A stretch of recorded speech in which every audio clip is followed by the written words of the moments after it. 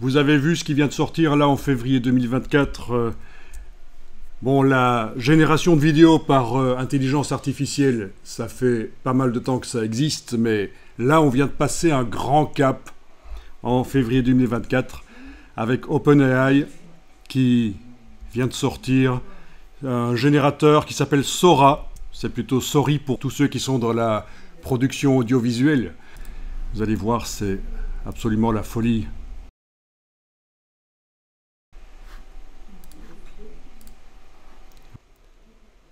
On voit encore un peu que c'est bizarre quand les gens marchent, et ils marchent bizarrement.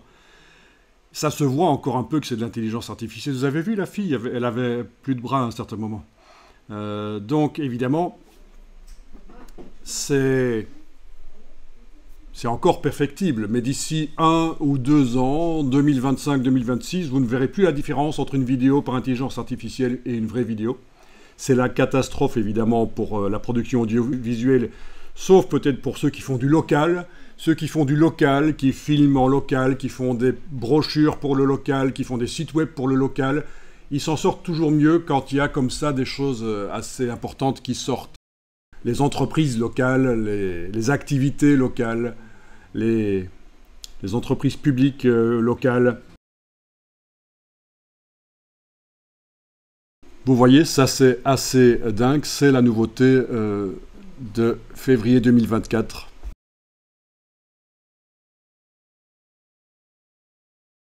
Ceux qui font de la musique sont aussi très inquiets de tout ça. Oui, mais même la composition, c'est pas seulement remplacer un chanteur par un autre, mais la composition musicale maintenant, que ce soit en musique classique, acoustique ou en EDM, ça évolue, ça existe déjà. Et franchement, ça va évoluer. Mais il faut embrasser ces technologies.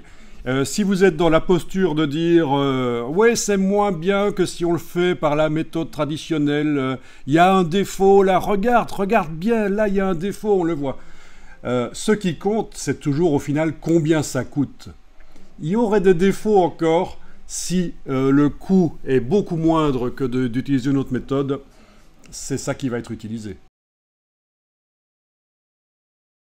Début 19e siècle, quand les moissonneuses-batteuses sont apparues dans les champs pour moissonner le blé, au départ c'était des machines, les tracteurs, les moissonneuses, c'était des machines à vapeur, je ne sais pas si vous êtes au courant. Avant que le moteur à explosion n'existe, fin 19e, début 20e,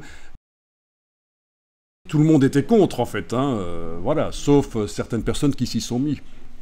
Et donc je disais, OpenAI est en train de faire un appel à fonds d'investissement pour développer la vidéo générée par intelligence artificielle. Alors tenez-vous bien, combien est-ce qu'ils veulent d'argent pour développer ça? Je vous le dis, 7000 milliards de dollars. On ne parle pas de 7000 millions. 7000 milliards de dollars vont être investis pour développer la vidéo par intelligence artificielle. On saura plus ce qui est le vrai du faux, il faudra éduquer les gens. Déjà maintenant, avec le deepfake, on ne sait plus voir si c'est vraiment la personne qui parle et si c'est vraiment elle qu'on voit. Avec vous voyez, le plaquage de visage à la place d'un acteur pour faire croire que c'est Obama qui dit ça. Et le pire, c'est que on en est à un stade où apparemment les foules ne tiennent pas trop compte de savoir si c'est vrai ou pas ce qu'ils voient. Ils veulent juste savoir si c'est crédible ou pas. Si la personne aurait pu dire ça, même s'ils savent que c'est faux, on en est. Les gens apparemment disent que moi c'est pas grave que ce soit faux, mais il aurait pu dire ça. Elle aurait pu dire ça. Donc en effet, c'est un changement de paradigme.